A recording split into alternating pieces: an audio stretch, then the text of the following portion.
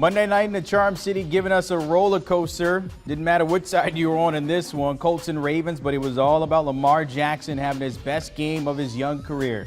Leading the Ravens in that fourth quarter, come back there, finished with a career high 442 through the air and 4 touchdowns with no interceptions. He had about 62 on the ground, so he still had legs working there. Taking a look at John Breech's picks there from Week 5, recapping a little bit. Had some hits there. Ravens, Dallas, and then Buffalo, of course, getting that big W there on the road. At Arrowhead, the misses, Carolina and New England. But look, the season record is looking pretty good. 9-11 against the spread and 13-7 straight up. Breech is kind of bouncing back in a good way. All right, let's get into it with John Breech as we look ahead to Week 6 of those picks. And we got to start with the Packers here, getting 4.5 against the Bears. And 2 things we might want to look at here, Mason Crosby and the Green Bay Packers, of course. First, look at Justin Fields. What's your play between these two?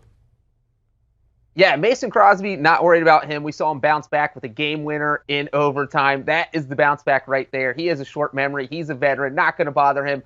When I look at this game, though, look, we all know how dominant Aaron Rodgers has been against the Chicago Bears. But if you look at more recent history, just since Matt LaFleur was hired, the Packers are 4-0 straight up and 4-0 against the spread against the Bears. It is just like Matt Nagy cannot do anything offensively to figure out, or defensively to figure out what LaFleur's Packers have been doing.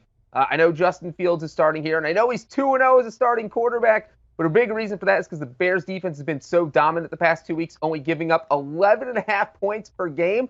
If they hold the Packers to 11 points, I think they're going to win, but I do not think that is going to happen. I think Aaron Rodgers and the Packers put up 24 more points, and the Bears offense will not be able to keep up. I like Green Bay to win and cover in this one. All right, Packers, of course, Aaron Rodgers seeing his second young QB, Joe Burrow last week, and now Justin Fields. Cardinals at the Browns here. The Browns at 2.5 here. Arizona, the lone undefeated team, but they're the underdogs here, Breech. Yeah, I feel like this point spread might have raised a few eyebrows. How's the only undefeated team an underdog? Well, they're flying across the country to Cleveland. And you know what? If the Cardinals have struggled with one thing through the first 5 weeks, it is stopping the run. They've given up the 5th most rushing yards in the NFL this year. And you know who's really good at running the football? The Cleveland Browns. The Browns lead the NFL in rushing with, I think, 187 yards per game. It's more than 10 more than any other team in the league.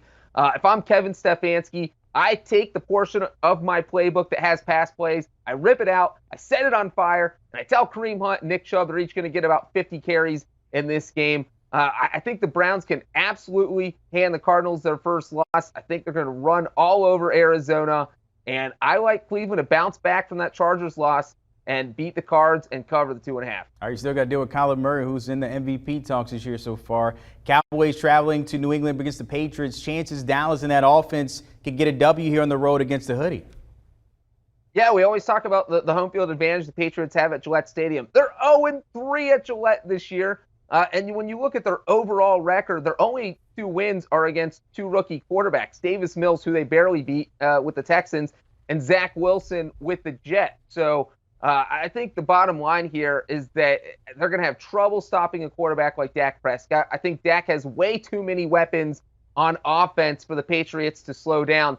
And look, I know Belichick comes up with some great defensive game plans, but I think this Cowboys team is just playing, they're just too good right now. They're rolling on all cylinders. I like Dallas to go into Gillette Stadium, win the game, and cover the 4.5 points. By the way, it's a rematch for Dan Quinn against Bill Belichick. We remember when he was at Atlanta, that Super Bowl. He said he's okay. He's not thinking about it. We're going in to fight this one, but just expect him to have a little early edge there. Vikings and Panthers in this one.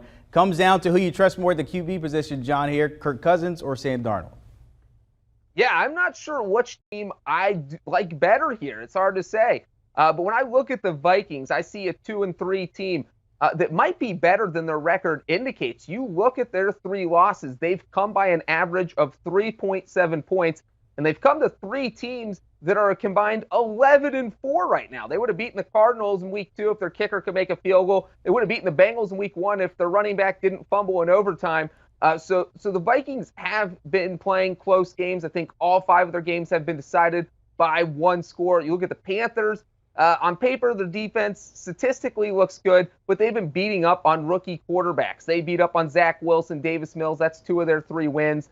And as you said, Brandon, it comes down to who you trust more out of Kirk Cousins and Sam Darnold. And, for me, the answer to that is Captain Kirk. So I am going to roll with the Vikings to pull the minor upset here and win in Carolina. All right, Vikings trying to get into the good foot there. Seahawks and Steelers. You got about a minute here, no rust. So we get Geno cooking and Steelers a little life there against the Broncos. What's your play here? Yeah, if I'm Geno Smith and I haven't started a game since 2017, playing in Pittsburgh is absolutely the last thing I want for my first start in 4 years.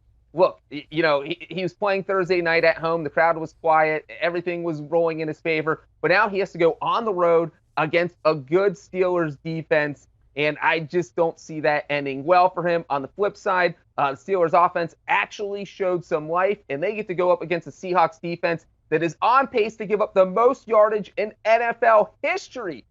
So I like the Steelers in this one to win and cover. All right, Breech not believing in Geno Cook. We'll see how that pans out Sunday between the two. John Breech, as always, giving us those picks this week, week 6. Appreciate it, buddy. Pick 6 podcast, the guys breaking it down. Of course, all the news from last night with John Gruden, as well as a recap of the Ravens and Colts Monday Night Football. Lamar Jackson getting it done and setting some records. Download and give them a follow. Want a sports network that delivers everything that matters about the game? The highlights, the picks, the instant analysis. No yelling, no fake debates, no politics. Hit the subscribe button and never miss a moment.